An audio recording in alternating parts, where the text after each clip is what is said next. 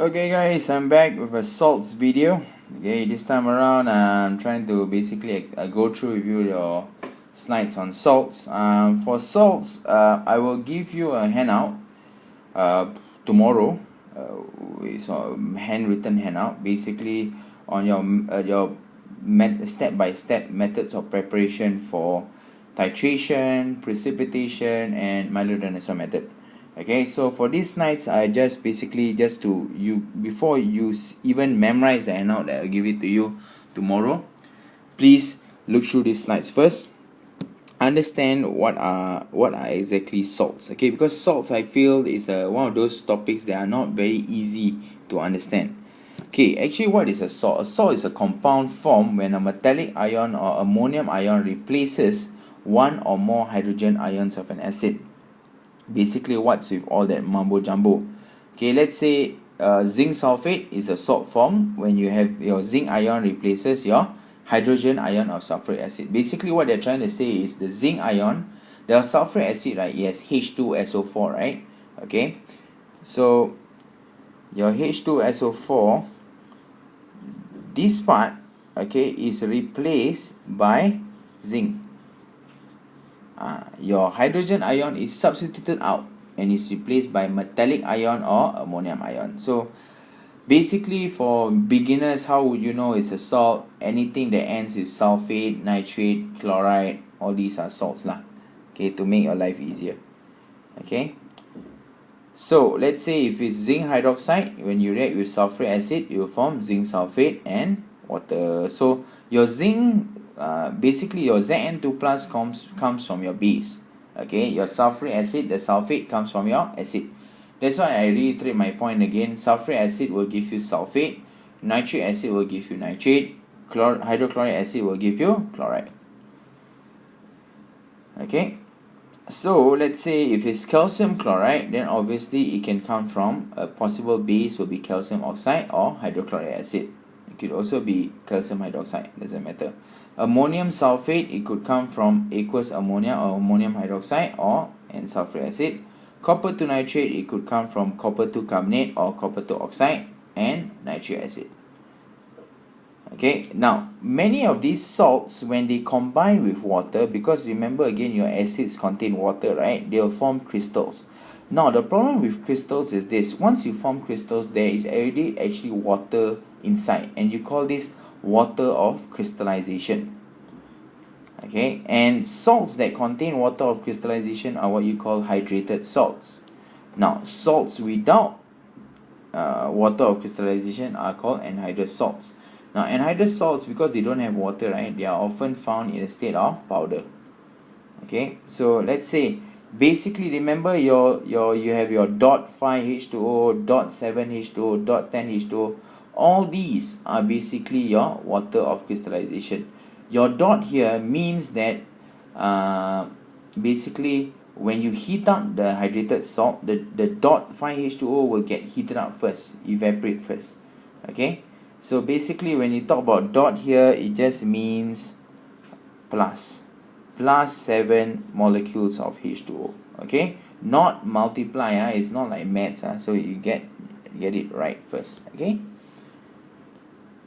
so basically let's show how a comparison between a hydrated salt and an anhydrous salt. On the left hand side of your picture is your blue copper 2 sulfate, your normal copper 2 sulfate, and it actually it looks blue lah. When you heat it up, okay, you heat up just like that, you realize that after a while the blue, it becomes paler and paler, and it becomes anhydrous copper 2 sulfate. That means there's no more water. The water has already been given up. Okay, that's it for basic conception of salts. Very simple. Right, now let's talk about solubility of salts, which for this topic chapter you want to master, you have to memorize.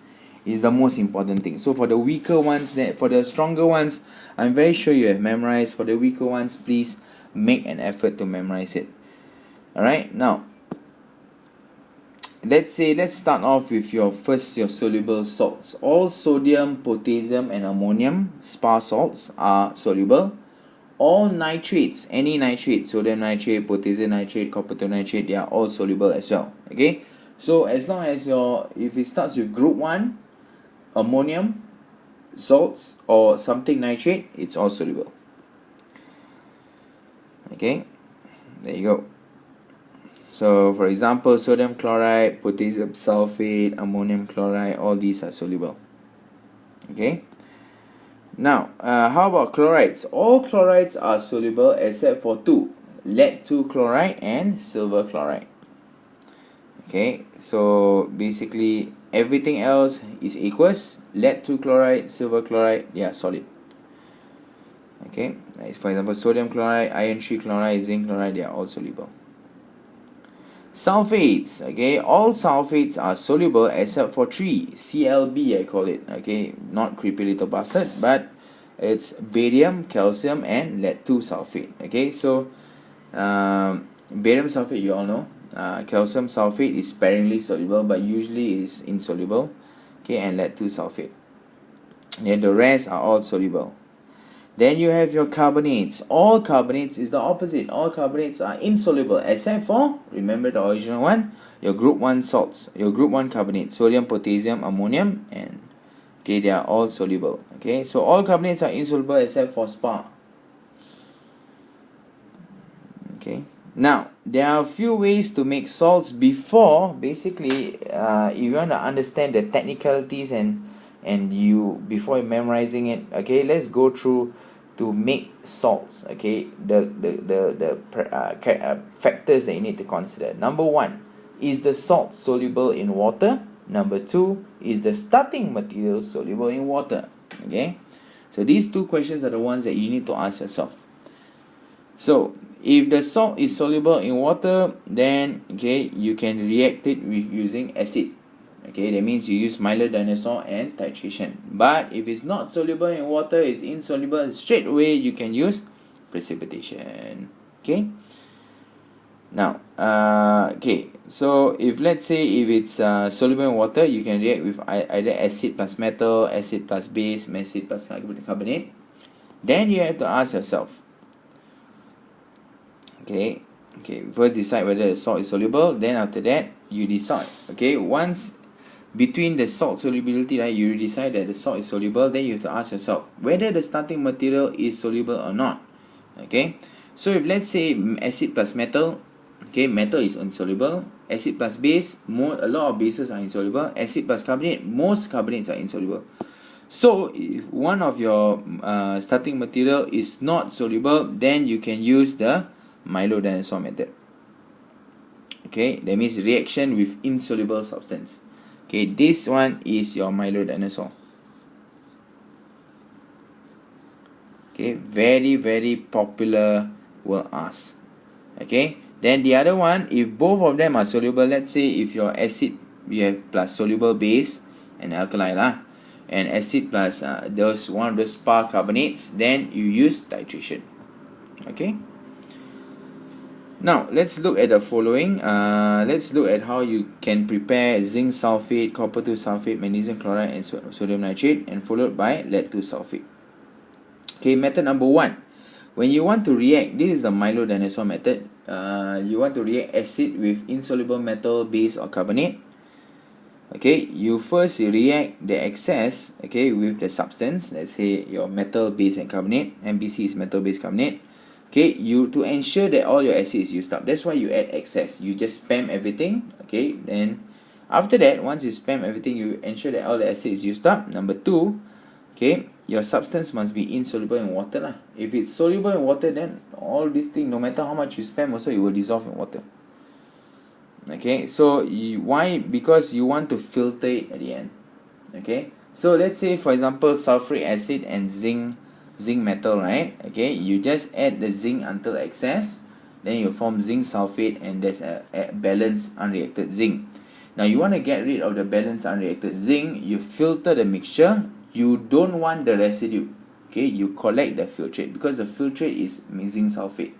And then once you get your zinc sulfate, you heat it until it's saturated, and then you allow it to cool, then you filter. Okay, so basically this is how a representation of how it looks like. Fill half a beaker of dilute sulfuric acid, then you add zinc, stirring it constantly until no more zinc is dissolved. Okay, then after that you filter. Okay, because you want to obtain the filtrate, you remove the residue, and then after that you heat the filtrate until 1/3 of its volume. Usually 1/3 or half is usually enough to concentrate the salt to ensure that it's saturated. Then how do you want to test for saturation? Okay, you dip a cold glass rod basically and you remove it. Once you remove it, you allow it for some time. You realize that if it's saturated, then crystals will start forming on the glass rod. But sometimes it's very difficult to see this. So when the filtrate is saturated, you leave it to cool and crystallize. You must allow it to cool, because if you don't allow it to cool, then it won't crystallize on its own. Now, once you already have the crystals there, then you filter. Either you can filter, if it's not wet enough, then you can just dab it between pieces of filter paper. Please make sure that you do not add water. Okay, why is this method not suitable for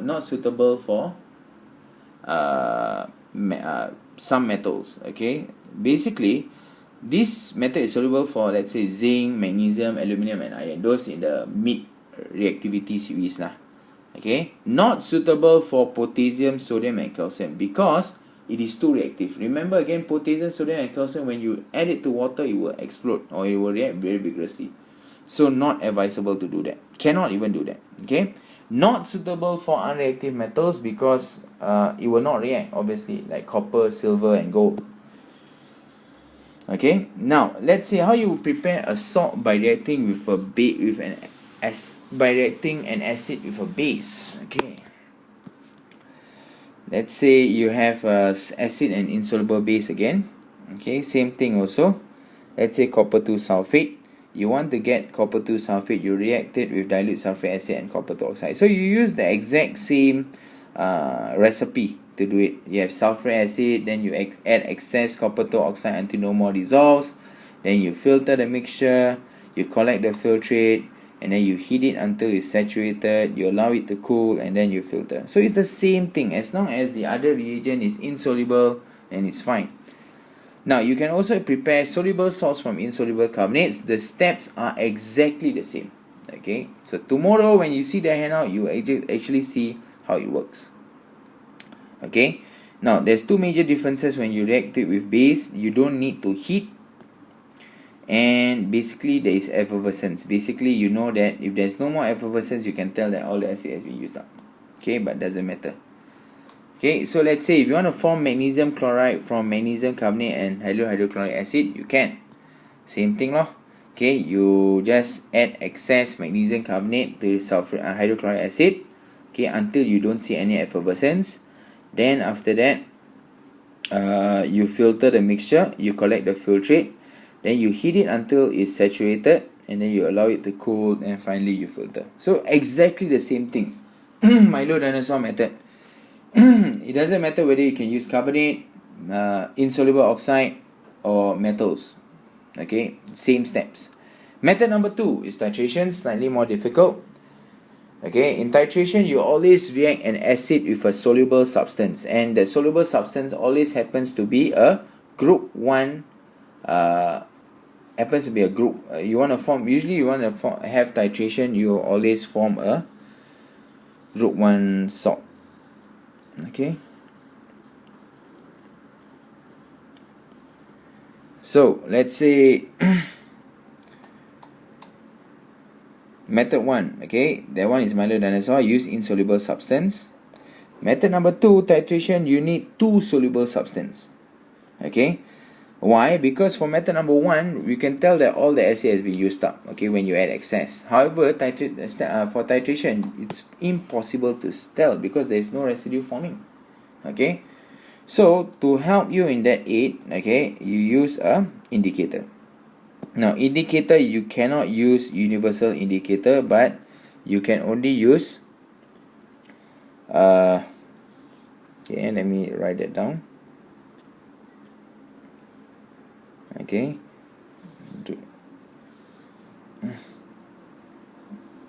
do not use universal indicator because universal indicator got a lot of colors.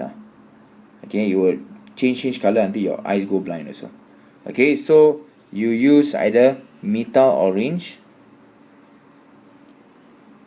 please learn the spelling, or phenolphthalein. Phenolphthalein is harder to spell.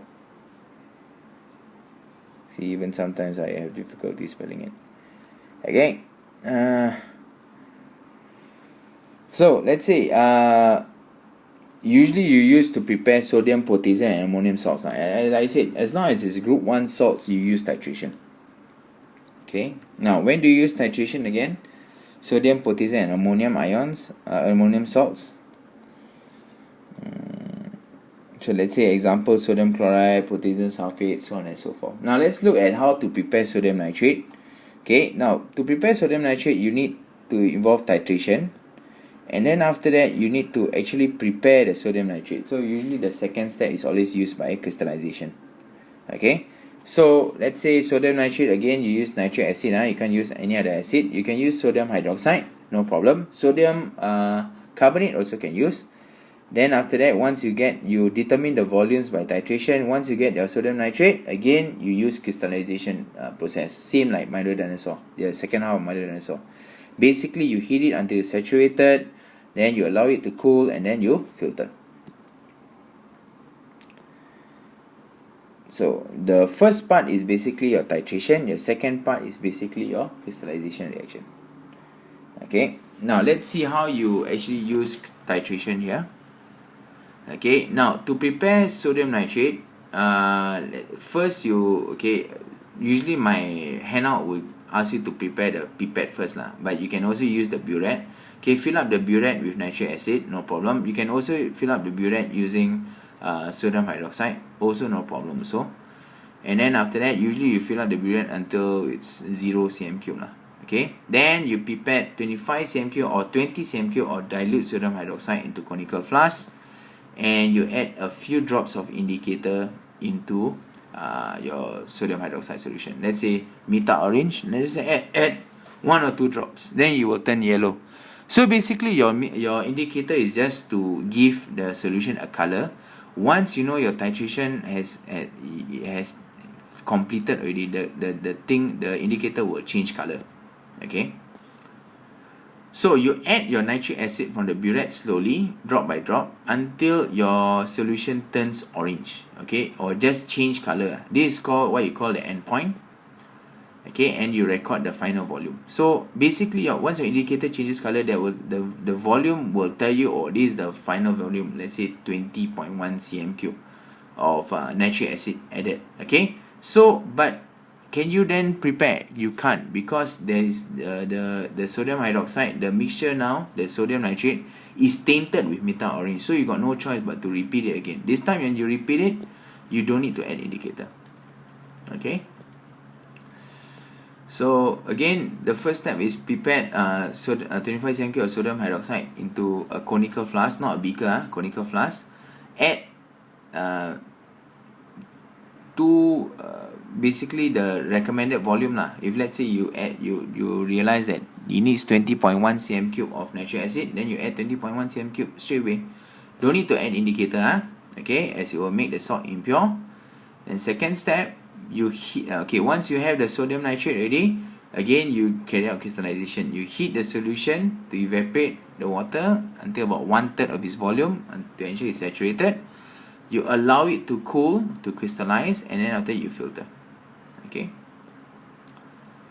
Alright, so you can detect the endpoint using the pH meter also, no problem. Okay, but usually you try to use phenolphthalein or Meta Orange. Okay. Okay, so basically you will see that the graph of your titration is like this. Okay, this one is I just show you. Your pH will decrease from 14 as more nitric acid is added. Okay, and then after that you will straight away go, once you reach the end point, there is a sharp drop in the pH. Okay, so the whole titration process carries on quite fast lah. So, and then after, when you continuously adding, then you will end up with a pH of nearly to 0. Okay, now that is for titration. Okay, titration is pretty complex. Okay, the last one is precipitation. Precipitation is the easiest of the lot because it involves only 3 steps. Okay, now these are the basically the insoluble salts that can be prepared by precipitation.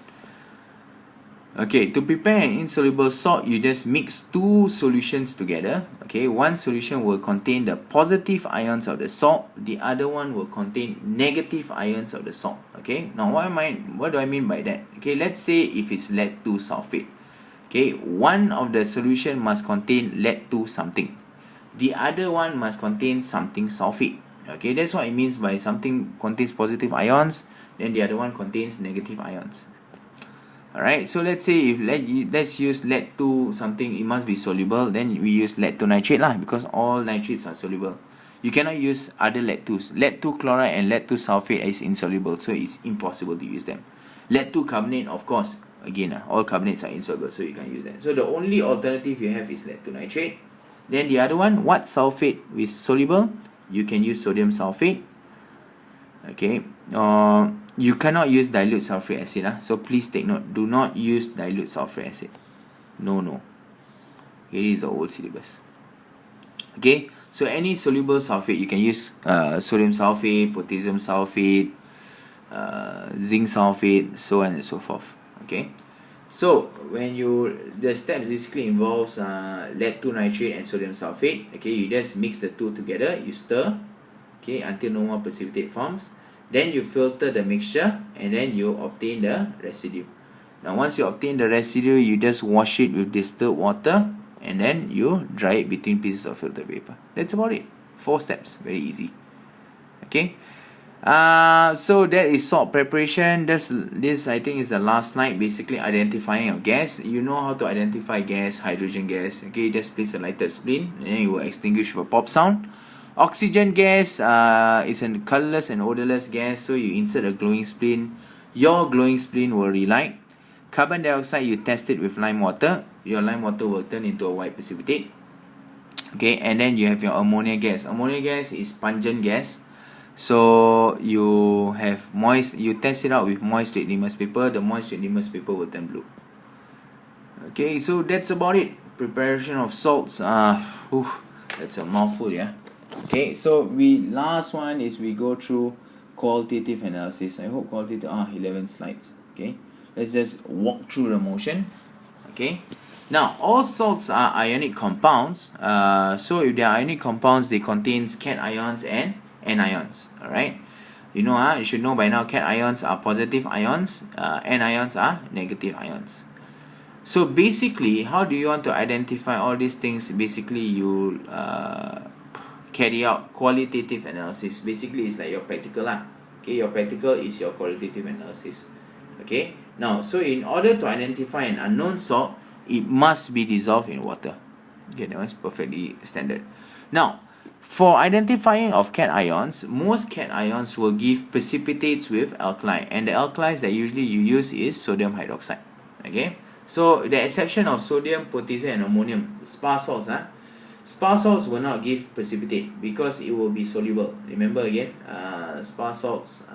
So a cation can be identified by noting the following: the color of the precipitate, okay, and whether your precipitate is soluble or insoluble. So this one, the second point, is only when you add excess, you add more of the alkali, then you will know whether it's soluble or insoluble.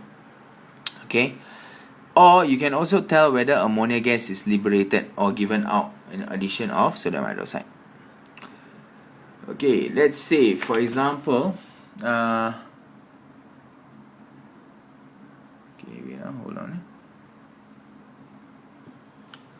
Okay, let's say for example, you add a few drops of sodium hydroxide. Okay, this one basically is the chemical analysis notes. Aluminium, you'll get a white precipitate when you add the first initial few drops.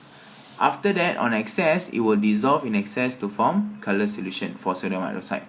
Aqueous ammonia, okay, you have white precipitate form on the initial few drops. Then upon excess, you have insoluble in excess. Okay, calcium, upon addition of sodium hydroxide, you have white precipitate form. Excess, you have insoluble precipitate. Aqueous ammonia, you won't have any precipitate for both. Okay, copper 2 plus is the only one that will give you a light blue precipitate upon addition of sodium hydroxide, and it is insoluble in excess. However, for aqueous ammonia, it will give you a light blue precipitate and it will dissolve in excess to give a deep blue solution. Remember, this one will happen for the previous two practicals already. Some of you all still write don't refer to the chemical analysis note, so please do so when you do your practical. Okay, now here's a few more cations. For Fe2 plus, it will give you a green precipitate, insoluble in excess sodium hydroxide. Same thing for aqueous ammonia. Iron 3 plus will give you a reddish brown precipitate upon addition of sodium hydroxide, and it is insoluble in excess. Same thing when it is added to aqueous ammonia. Pb2 plus, you have a white precipitate form. It will dissolve in excess sodium hydroxide to form a color solution. Okay. However, for aqueous ammonia, when you add aqueous ammonia to lead 2 plus, it will give you a white precipitate, insoluble in excess. So it's two different things. Zinc 2 plus, you get a white precipitate upon initial drops, and then it will dissolve in excess to form a color solution. The exact same observation is happening when you add aqueous ammonia. Okay. For ammonium salt, slightly different. There won't be any precipitate form. Okay, but when you heat it up, you get ammonia gas. Why? Because basically your ammonia will turn moist red litmus paper blue. Okay, so all that you can find from your chemical analysis. You need to memorize it for your theory paper. Okay, now your precipitate in each of the reaction is the hydroxide of the metal ion. Let's say if you're testing for iron 3 plus ions, okay, your reddish brown precipitate will form iron 3 hydroxide. Okay, this one I've gone through it before.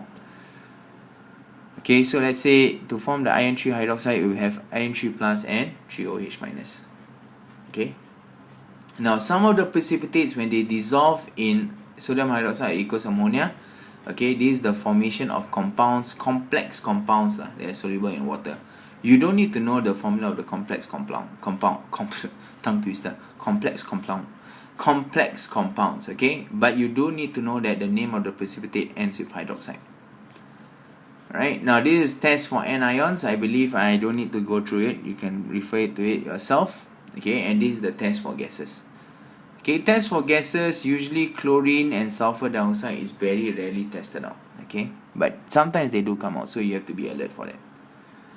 Okay, now test for presence of water. This one usually you have two tests. This one is very rarely come out, because usually for water it has been slowly phased out of the syllabus. But there's two chemical tests that you can actually do. Okay, one is you test with anhydrous copper 2 sulfate. Okay, basically anhydrous copper 2 sulfate, if you can recall from our previous slides, it is white. Okay, so basically when you add the anhydrous copper 2 sulfate to anything that has water, it will turn blue. Okay, or you test it with anhydrous cobalt 2 chloride. Some of you all know the previous practical we have this. Cobalt 2 chloride is pink in color. Okay, so when there's water, it will turn blue as well.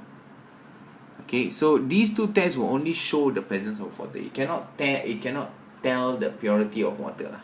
Okay, so that's about it. The last slide, you just read through it. Okay, sometimes it will reinforce your knowledge for qualitative analysis. So that's about it for salts. Tomorrow you will receive the handouts from me. Once you get the handouts, read through, try to understand it, and then you memorize. Okay, that will be useful, because sometimes usually salt preparation will come out about 6 to 7 marks.